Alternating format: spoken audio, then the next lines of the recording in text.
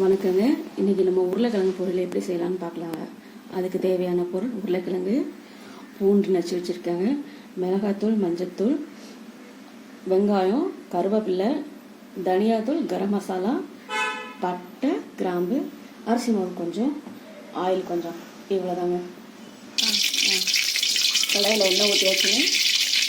எண்ணெய் காஞ்சோன்னா பட்டை, கிராம்பு, சோம்பெல்லாம் போட்டுலாங்க.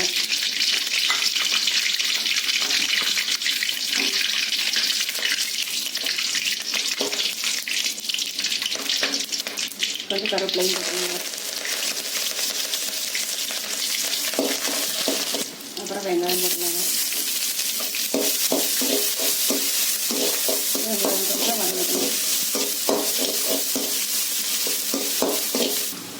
வெங்காயம் நல்லா வதங்கிருச்சுங்க. அப்போ பூண்டு போட்டுருங்க. பூண்டு போட்டு அதையும் 2 கொஞ்சம் வதக்கிக்கோங்க.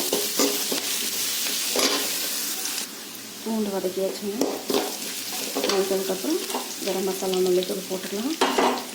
அப்புறம் மிளகாத்தூள், மல்லித்தூள் எல்லாம் போட்டுக்கலாங்க.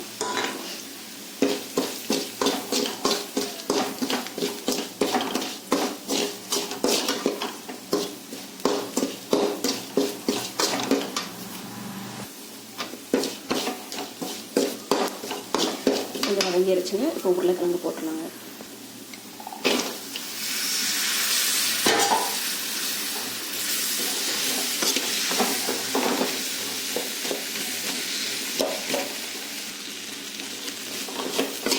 மூடி போட்டு வேக விட்டுருங்க. வேகட்டும். உருளைக்கிழங்கு நல்லா வெந்துருச்சுங்க. லைட்டாக மேலே அரிசி மாவு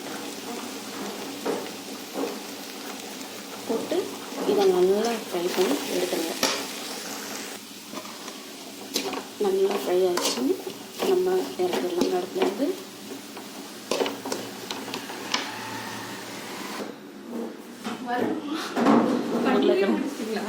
பொரியல் ரெடி ஆயிடுச்சு. சாப்பிட்டு பாருங்க.